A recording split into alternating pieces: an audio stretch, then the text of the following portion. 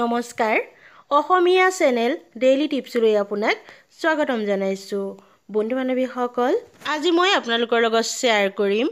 এই সুদৰ্শন লতাজোপাৰ ঔষধি গুণৰ বিষয়ে বন্ধু বান্ধৱীসকল আমি হয়তো আমাৰ মাজৰ বহুতে চিনি পাওঁ এই সুদৰ্শন লতাজোপা কিন্তু আমি বহুতেই চিনি নাপাওঁ মই ফটোত দিছোঁৱে ভিডিঅ'ত সেই ভিডিঅ'ত দিয়া ফটো অনুসৰি আৰু মই ইয়াৰে অলপ পৰিচয় দিম কেনেকুৱা সেই পৰিচয়খিনি দুইটা মিলাই আপোনালোকে নিশ্চয় গছজোপা চিনি পোৱাত অসুবিধা নহ'ব এজোপা লতাজাতীয় উদ্ভিদ চিৰসেউজীয়া ইয়াৰ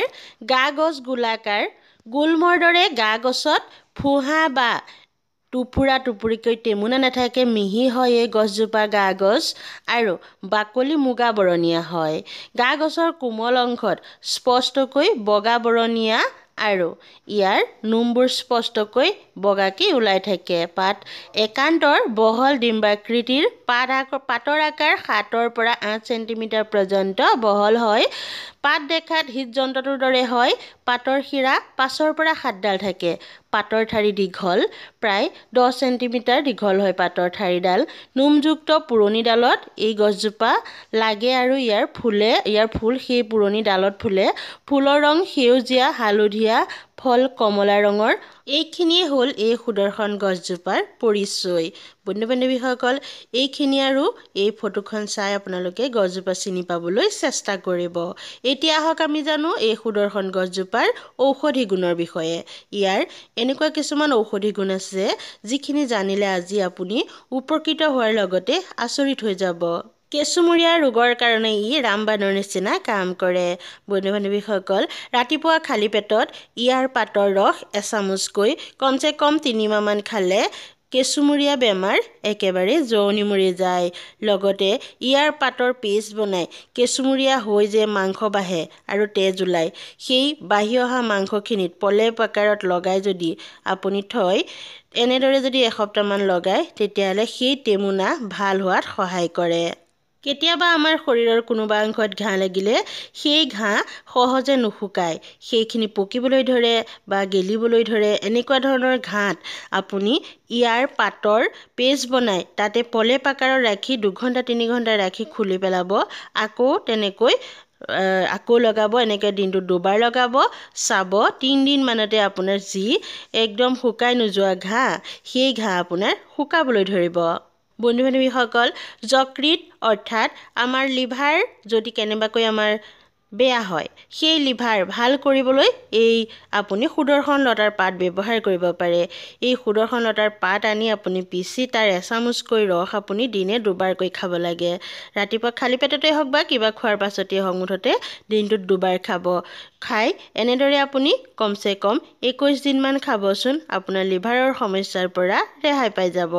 বয়স হোৱাৰ লগে লগে আমাৰ বাত বিষ আৰম্ভ হয় গাঁঠিয়ে বিষ হয় আপোনাৰ যিমান পুৰণি বাত বিষ নহওক কিয় ইয়াৰ ৰস আপুনি এচামুচকৈ খাব আৰু ইয়াৰ পেষ্ট আপুনি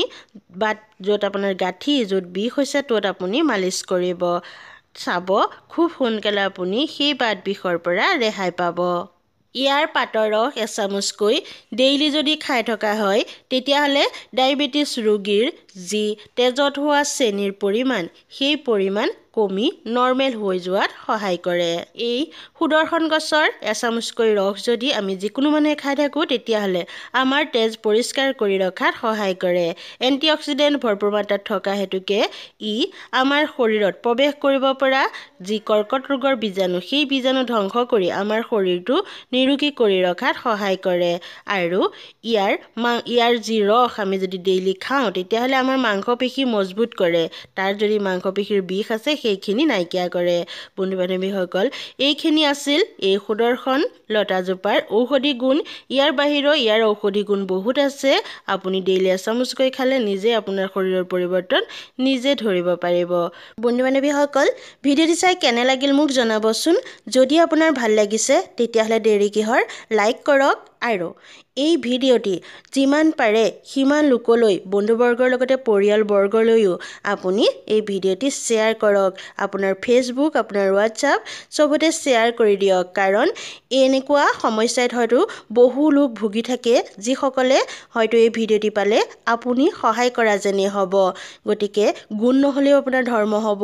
এনেদৰে মানুহক সহায় কৰিলে গতিকে আপুনি এই ভিডিঅ'টি শ্বেয়াৰ কৰিবলৈ নেপাহৰিব লগতে চেনেলটি সাবস্ক্ৰাইব কৰিব কাৰণ আমাৰ অসমখন বন্দৰৱতেই চহকী কিন্তু আমি এইবোৰ চিনি নোপোৱাৰ হেতুকে এইখিনি আমি সঠিক ৰূপত ব্যৱহাৰ কৰিব নাজানো যদি আপোনালোকে এই চেনেলটি সাবস্ক্ৰাইব কৰি থয় মই আমাৰ অসমৰ যিমানবোৰ বন্দৰৱ আছে সেইখিনি আপোনালোকৰ মাজত চিনাকি কৰি দিয়াৰ প্ৰয়াসেৰে ক্ষুদ্ৰতম এয়া মোৰ প্ৰচেষ্টা এই প্ৰচেষ্টাত আপুনিও মোক সহায় কৰক মৰমৰ বন্ধু-বান্ধৱীসকল আপোনালোকে যদি এতিয়া চেনেলটি সাবস্ক্ৰাইব কৰিলে ইতিমধ্যে তেতিয়াহলে বহুত ধন্যবাদ আপোনাক মোৰ অন্তৰৰ পৰা আৰু যদি এতিয়াও আপুনি চেনেলটি সাবস্ক্ৰাইব কৰা নাই তেতিয়াহলে প্লিজ সাবস্ক্ৰাইব কৰক আৰু আমাৰ ডেইলি টিপছ চেনেলৰ সদস্য হৈ পৰক এইখিনিতে এতিয়ালৈকে আমাৰ ডেইলি টিপছত যিমানখিনি সদস্য আছে সকলোলৈকে মোৰ আন্তৰিক ধন্যবাদ জ্ঞাপন কৰিছো